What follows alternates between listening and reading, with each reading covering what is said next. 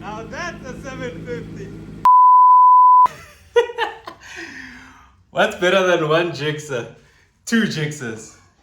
Alright guys, as you can see, the garage is a bit crowded today. We've got two Gsxrs in the garage.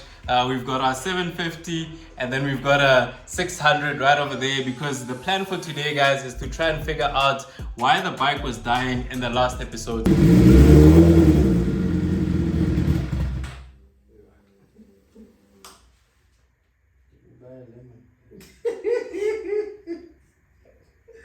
So what we're gonna do is we're gonna borrow the front wiring harness from the other 600 and use it on our 750, just so we can hook up the dash and see if we get an error code that's shown on the dash. Okay, so if you guys remember, this is how our front wiring harness looks like on our 750. So we're literally just gonna take this wiring harness that's from the 600, plug it in there, plug the dash in, and hopefully we can see a code that's thrown there. So that's the first thing we want to try, guys. If we're not successful and we don't see any codes thrown or anything like that, we're gonna have to take off the tank and inspect what the issue is a bit further. So yeah, let's plug in this other wiring harness, hook up the dash, and see what we get.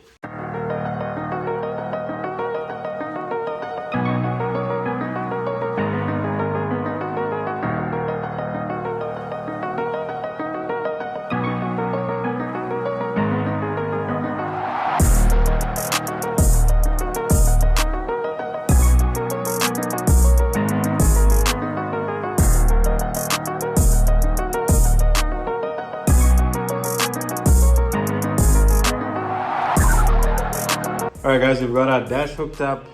Moment of truth. We're gonna turn this key and see if we get a code. If we don't, then we're gonna go to dealer mode. We're gonna do some wizardry here just so we can get an exact code showed on the dash. So let's turn the key and see what we get. Okay guys, the bike is on, but the dash is not coming on. So you'll see here, I turn the bike off. I turn it on, the fuel pump is priming, but the dash is not coming on. All we have is this high beam indicator. So seems like we've got some other electrical issues going on here. So we noticed that on this wiring harness, there's a wire that was cut. So we just jumped it for now, just to complete the circuit. But even with that, we don't have a working dash. So we also tried my buddy's dash, just to eliminate, the fact that maybe we've got a faulty dash, and that also doesn't switch on. So I think we're gonna leave the dash for now, and we'll come back to this later. What we're gonna do is now do like manual troubleshooting. So we're gonna take the tank off and see what's going on underneath there, see if we've got a fueling issue or we've got a vacuum leak, that sort of thing. So let's get this tank off and then try and see what's going on with this bike. We decided to start with the fueling first because the way this bike was dying sounded like it had something to do with the fueling. So we wanted to check our fuel pump and make sure that's working correctly, or if we might have bad fuel in the tank. Our first test was to check how good our fuel pump primes, and that seemed to be working just fine. Then we cranked the bike up to see if we've got constant fuel delivery. We're good from the tank to the injectors. Let's take off our air box and try to see if we've got something to do with the vacuum. Sometimes an engine will run rough because of a vacuum leak. This is because the fuel to air ratio isn't correct and combustion doesn't happen properly in the engine. Over here you can see us testing out the throttle bodies and just making sure that the flaps are working correctly like they're supposed to. We tried them out manually to make sure that nothing was stuck, and then we also tried them out with turning the key and seeing if they open up automatically, and that seemed to be working just fine. We turned our attention back to the fuel tank so we could properly inspect the fuel that's in the tank. So we undid the fuel pump, drained the fuel, and we found a surprise, guys. Check how dirty that fuel is. All of that is fuel coming from the fuel tank, and we couldn't believe our eyes. That does not look like fuel.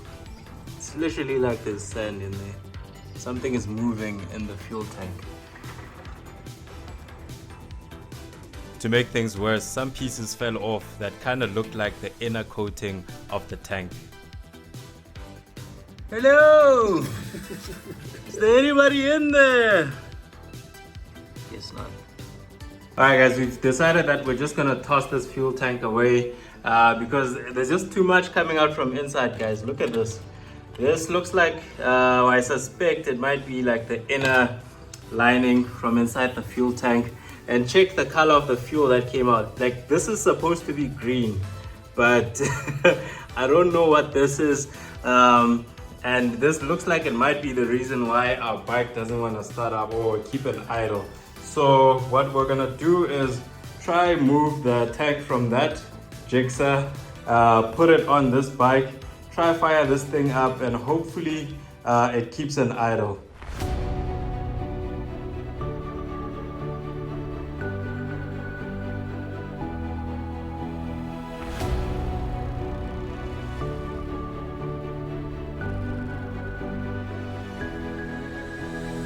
Okay guys, we've got our donut tank on our 750.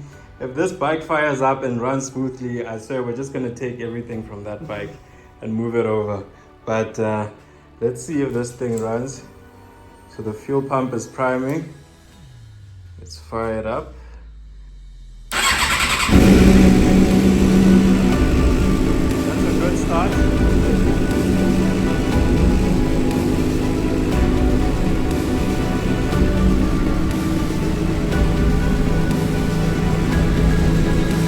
Bike sounds like it's running a lot smoother.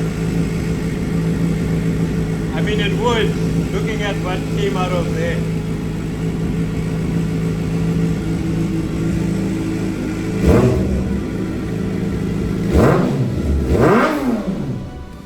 Now that's a 750. I can't believe our issue was bad fuel. Like, that fuel that was in there isn't supposed to be called fuel. It's something else. Because once we put this tank in there, I mean, check that guy, guys. No ways. Once we put this tank in there, this thing just purred like a beauty. It sounds much better than it did before, and it revs higher. It's just it's sounding the way it's supposed to sound. So pretty happy with that. I think the next thing on our list is going to be to get a new fuel tank. Hopefully our fuel pump is still good and we won't find any issues with that, but it sounded good while it was priming. So yeah guys, thank goodness for our donor bike for today. So we're going to put everything back on the bike, and then yeah, we'll start, I guess, putting together the front end. We got some handlebars and all of that, so we're going to start putting those on the bike while we wait for our tank. So yeah guys, let's get all of that on the bike, get this front end looking the way it's supposed to, and hopefully we'll get to the wiring in this episode.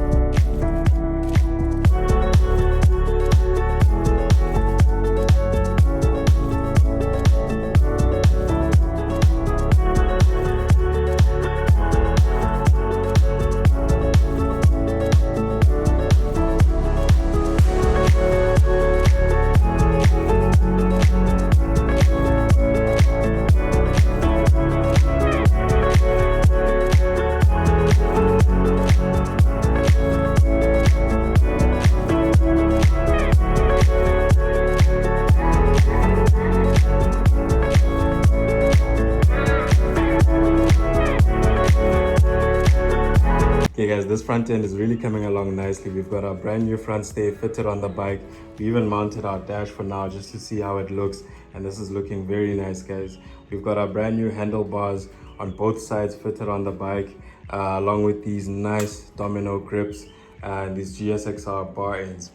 We even painted this upper triple clamp off camera just to have it looking nice and new, and I must say guys, I'm really happy with how this front end is coming along. So what we want to do next, guys, is replace this control switch, because as you guys can see, this thing is beat up. There's no saving this thing, so we got a replacement unit. We're gonna swap this one out with the unit that we got, and hopefully that should work just fine. And then I think we'll just swap out these levers for a brand new set that we picked up, and then I think this front end, or at least the handlebar situation, will look a whole lot better, guys.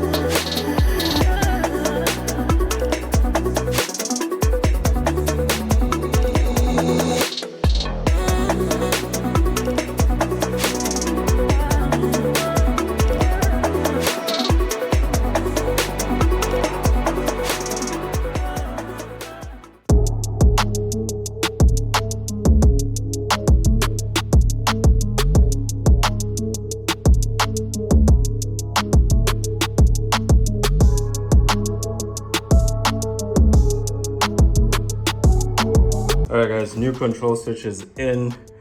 We've got our new levers mounted up on both sides. These are looking nice. We even just decided to throw in this steering dampener because it was missing, but the previous owner managed to get it for us, so big thumbs up for that. Alright, so the next thing I want to replace is this rectifier right over here. As you guys can see, the fins on this one are all broken off, and it's working just fine now, but I believe these are responsible for the cooling of this unit. So over time, I believe this will start getting hot and eventually it'll stop working. That means we get stuck. So we got this brand new rectifier with all the fins. Everything should be working perfectly. We're gonna replace this old one, fit this brand new one, and hopefully we'll future-proof this bike and we won't have any issues as far as the charging system goes. Also, I don't know if it's just me, guys, but this yellow has just been bugging me, so I'm pretty glad to be replacing this and going with something that's a little bit more stealthier, a little bit more sleek. So yeah guys, let's get this off and put the brand new one on.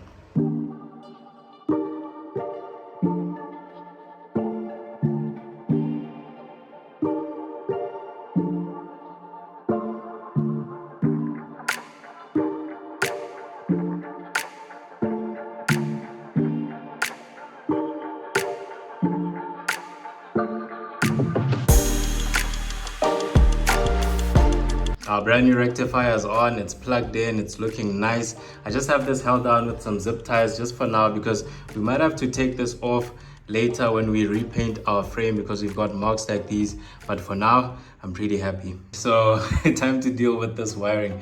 So as you guys can see, all these wires got cut off, but thankfully we still have the plug that was still connected here. So what I'm gonna try to do is de-pin each of these wires and basically put a new pin on the corresponding wire on this wiring. I'll just cut off this sleeve and then try and repin it back, because the connector is still working, it goes in and all of that. So it's no point just tossing this away, we can't reuse it. So yeah guys, I'm gonna try doing that, and hopefully that will also solve our dash issue. We'll see a little bit later when we plug this in, but yeah, let's give that a go, and we'll see then.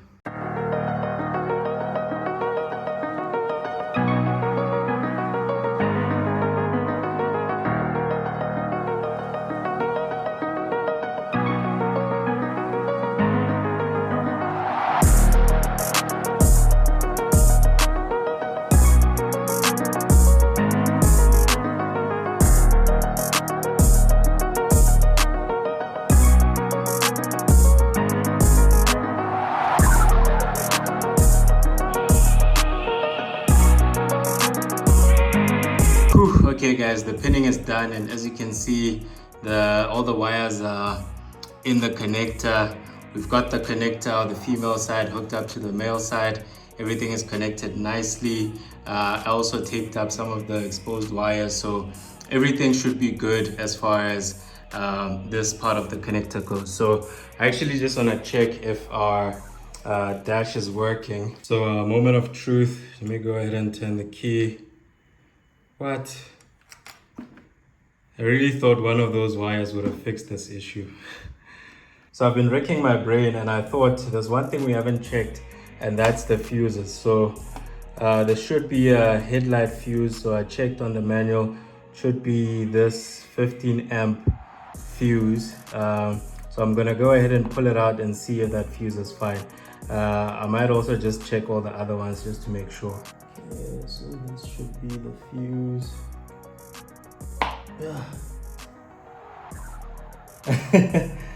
Oh, would you look at that, guys?